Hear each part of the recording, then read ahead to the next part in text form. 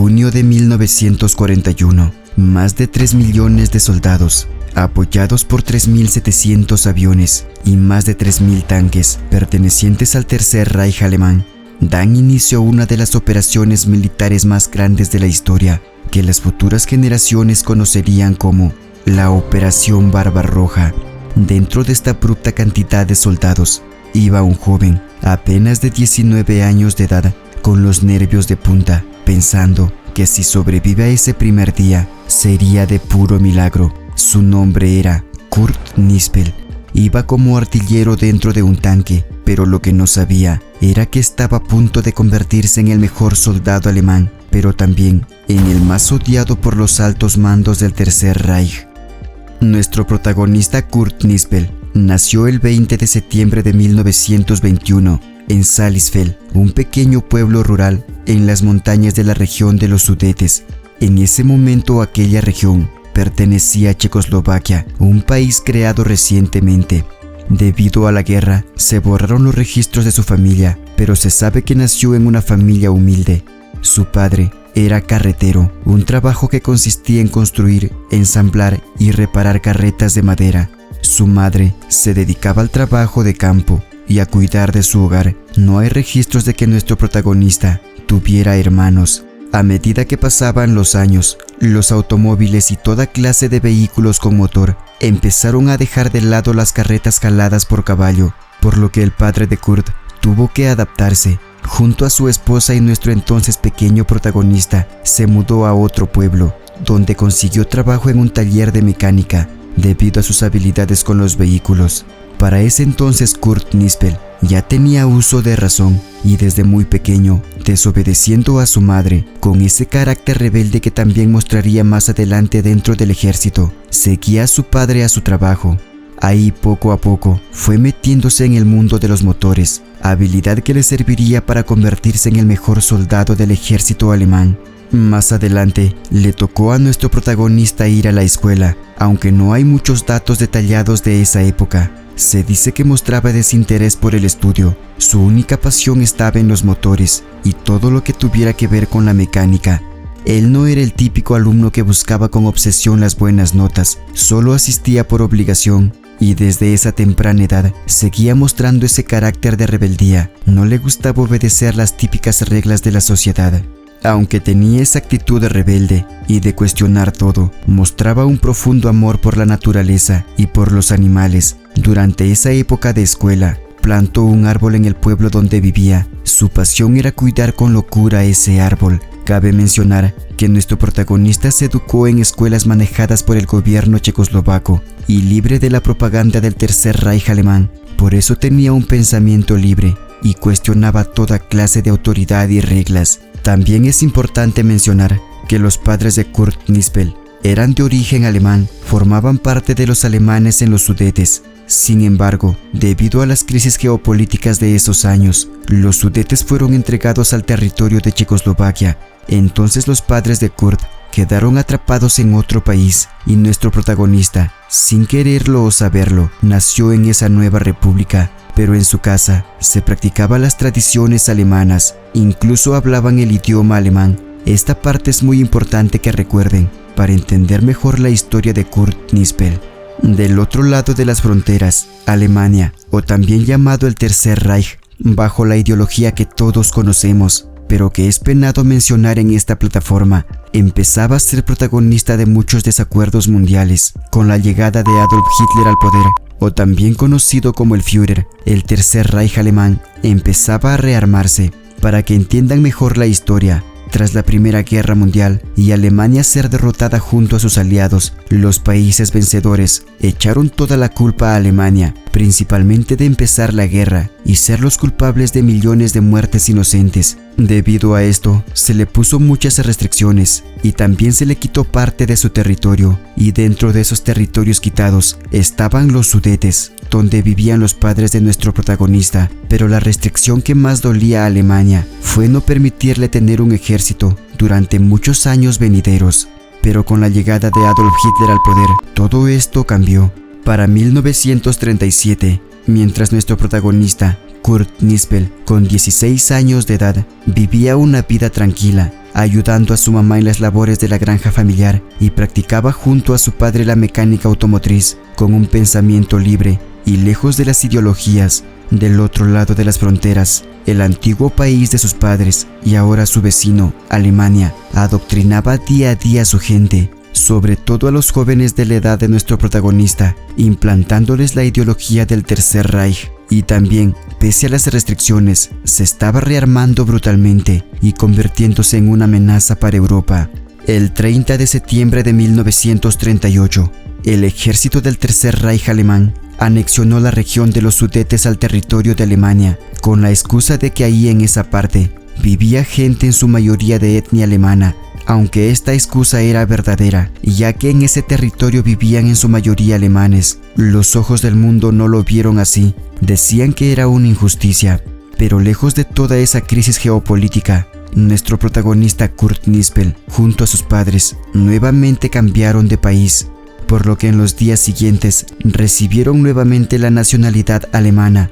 Aunque muchos alemanes de los Sudetes se alegraron por volver a sus raíces, otros no lo hicieron, ya que sabían que el mundo estaba de camino hacia una guerra apocalíptica, y esa nacionalidad significaba que sus hijos y esposos serían obligados a pelear.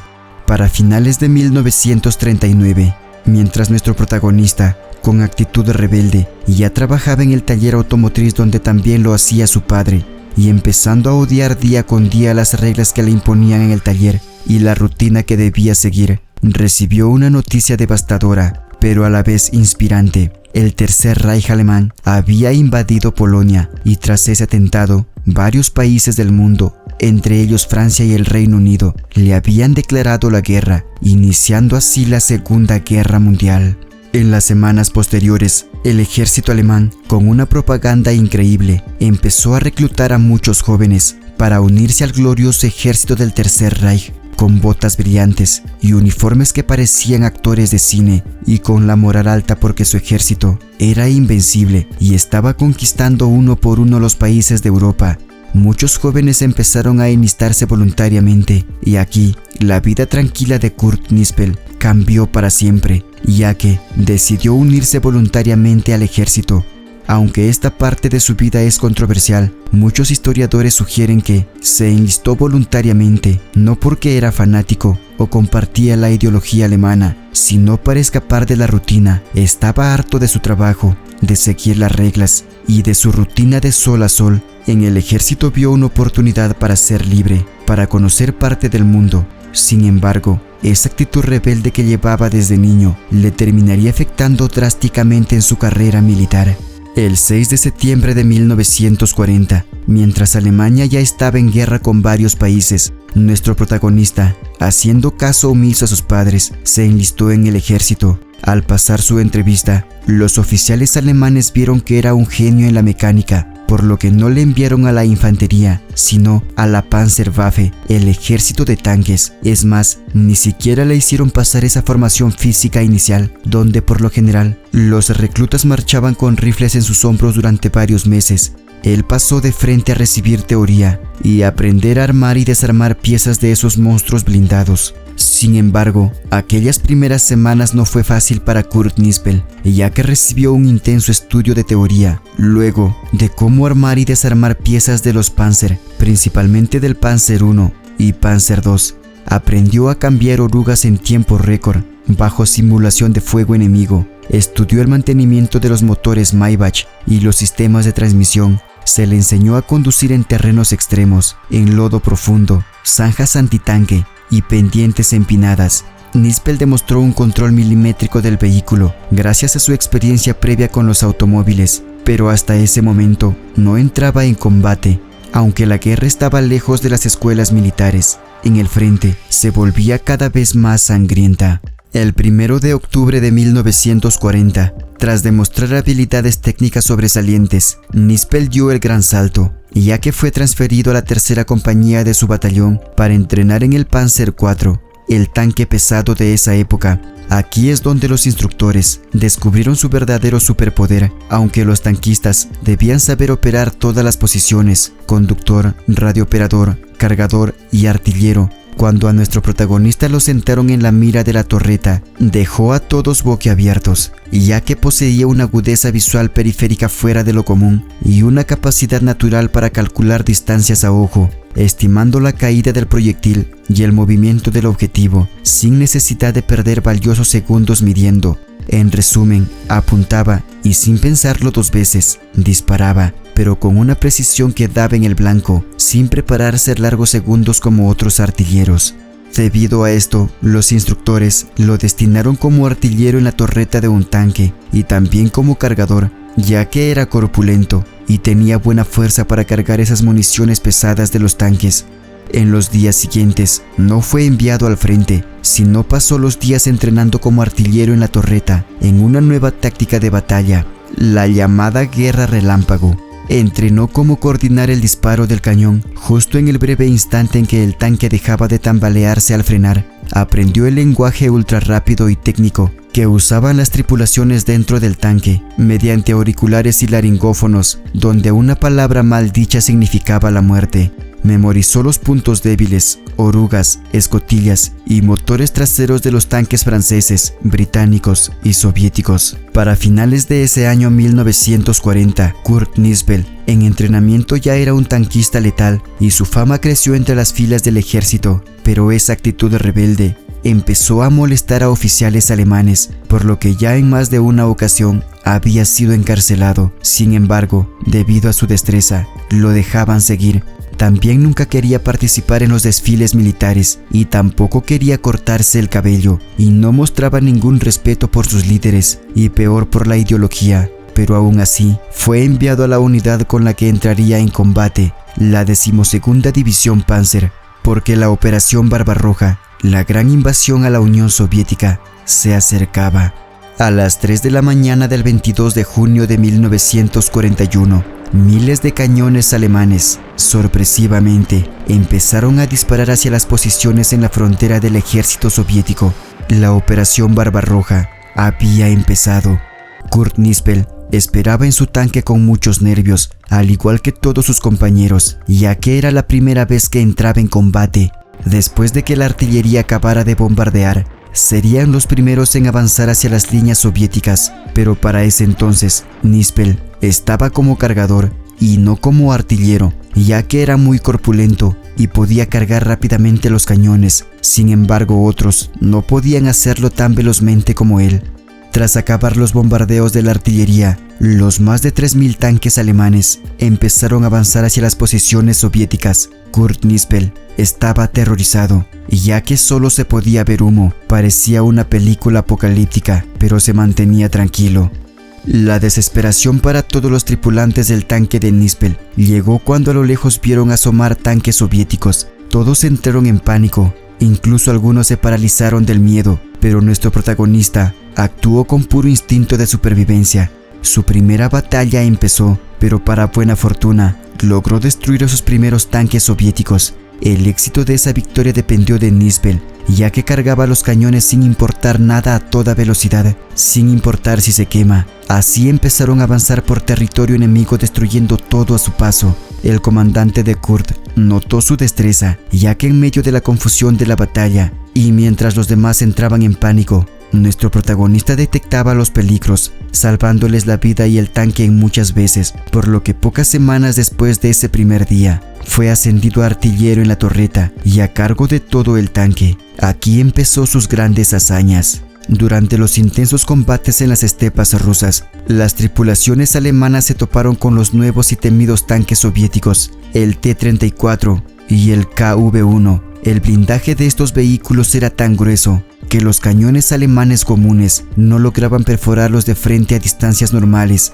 pero el entonces ya comandante Nispel lograba destruirlos. Tenía una intuición, una destreza, una estrategia que parecía demasiado para ser verdad. En una ocasión, Nispel divisó un tanque soviético en movimiento a una distancia descomunal, a 3000 metros, que son 3 kilómetros. Intentaron un disparo a esa distancia en los años 40, y más en un tanque Panzer IV, se consideraba un desperdicio inútil de munición, pero Nispel no se lo pensó dos veces. Ajustó la mira a ojo, Calculó la tremenda caída de la bala por la gravedad y el viento y apretó el gatillo. Ante los ojos incrédulos de toda su tripulación, el proyectil voló durante varios segundos y destruyó al tanque enemigo al primer intento. Esta hazaña corrió como pólvora entre los regimientos Panzer. Había nacido un tirador legendario y su fama crecía alarmantemente, pero aquí empezó sus problemas para ser odiado por los altos mandos alemanes. Para la primavera de 1943 fue transferido al nuevo tanque, el famoso Tiger I, con un cañón de 88 milímetros. Para finales de 1943, nuestro protagonista acumuló un total de 80 destrucciones de tanques soviéticos. En la sangrienta batalla de Kursk, destruyó 27 tanques. Incluso se dice que en uno de esos días de la batalla, su unidad de Nispel emboscó una columna de tanques y nuestro protagonista destruyó 11 tanques soviéticos solo en esas horas de la batalla. Así fue acumulando uno a uno sus victorias y para finales de ese año recibió su primera condecoración, la Cruz de Hierro de primera clase, y ya era una leyenda en el frente oriental. Todos lo respetaban, pero los altos mandos ya empezaban a odiarlo. A pesar de tener una audacia increíble en el campo de batalla, a nuestro protagonista no le importaba ser famoso. Desde un inicio mostraba rebeldía hacia los oficiales. Todos sus compañeros y demás soldados que lo rodeaban habían sido adoctrinados con la ideología del Tercer Reich. Es más, ellos sentían orgullo. Sin embargo, Nispel detestaba esa ideología. Ni siquiera quería recibir distinciones. Para recibir la Cruz de Hierro de primera clase, prácticamente fue obligado. Él no buscaba la fama, simplemente quería estar ahí, haciendo lo que debía hacer. Para finales de 1942, en una estación de tren en Cracovia, Nispel presenció cómo un oficial de las Einsatzgruppen, las fuerzas paramilitares de las SS, encargadas de las ejecuciones en masa, estaba golpeando brutalmente a un prisionero soviético indefenso y maltratando a una enfermera alemana llamada Gisela, que intentaba detenerlo. En lugar de mirar a otro lado como hacían todos, Nispel intervino, se enfrentó al oficial de las SS, intercambiaron gritos y Kurt terminó dándole una tremenda golpiza. Golpear a un miembro de la SS se pagaba con la muerte o con un pelotón de castigo. Nispel se salvó únicamente porque su comandante de batallón, quien intervino, borró el reporte y dijo a los altos mandos que Nispel era demasiado valioso en el frente como para fusilarlo. Sin embargo, debido a ese acto, quedó marcado de por vida en las listas negras en Berlín. Por otro lado, el ministro de propaganda de Joseph Goebbels buscaba hombres de mandíbula cuadrada, rubios, perfectamente rapados y con uniformes impecables para ponerlos en las portadas de las revistas. Nispel era todo lo contrario, llevaba el cabello largo hasta los hombros y una barba de candado descuidada. Sus superiores se lo recriminaban constantemente, pero a él no le importaba. Solía usar ropa de mecánicos o piezas de uniformes capturados. Parecía más un vagabundo o un pirata que un soldado de élite alemán. Goebbels jamás habría permitido que la juventud alemana viera a su mayor héroe militar luciendo de esa manera. Constantemente se encaraba con los soldados de las SS por maltratar a prisioneros de guerra o personas inocentes. Por eso el alto mando alemán le odiaba, pero no podían fusilarlo, porque dentro de las filas era muy reconocido, todos le tenían aprecio y servía de inspiración, pero todo eso el alto mando ocultó al público. Nadie fuera del frente de batalla le conocía. Para los primeros días de enero de 1945, acumulaba un total de 126 victorias confirmadas, por lo que fue recomendado 4 veces para recibir la Cruz de Caballero, la máxima condecoración militar. Sin embargo, cada vez que la recomendación llegaba a los escritorios de los altos mandos en Berlín, los generales alemanes lo rechazaban, debido a su historial de insubordinación y su pelea con las SS. Pero a él no le importaba. Cuando había disputas sobre quién había disparado el proyectil final contra un tanque enemigo, Nispel siempre daba un paso atrás. Decía: anóteselo a mi compañero, yo no necesito una medalla. El 28 de abril de 1945, a solo 10 días de terminar la guerra, mientras luchaban en la localidad de Urbau, en República Checa, y nuestro protagonista luchaba en el famoso tanque alemán, el Tiger II, un proyectil soviético impactó directamente en su blindado. Él estaba en la torreta. Una esquirla de ese impacto le atravesó el cráneo, dejándolo inconsciente. pero aún estaba respirando, por lo que fue evacuado con vida a un hospital de campaña alemán en un pueblo cercano, llamado Blasatice, pero las heridas eran tan graves que murió pocas horas después. Aunque todos lo conocían y los pocos que quedaban con vida se entristecieron porque una leyenda había caído. El alto mando alemán, en su desesperada caída, ni siquiera lo tomaron en cuenta, por lo que fue enterrado en una fosa común junto a otros soldados. Para entonces tenía apenas 23 años de edad y con 168 victorias confirmadas, aunque otros dicen que él ya no contaba sus victorias porque no le interesaba. Pero sus demás compañeros que sí lo hicieron dicen que acumuló un total de 195 victorias, convirtiéndose en el mayor tanquista alemán de la Segunda Guerra Mundial. Así cayó una leyenda que los altos mandos militares odiaban, ya que rechazaba su ideología y propaganda y no le importaba si lo mataban o vive, pero que se convirtió en el mejor tanquista alemán, superando a otros como a Michael Wittmann y Carius, figuras que servían de propaganda en las portadas de las revistas de Goebbels, pero que le quedaron chico al desconocido Kurt Nispel.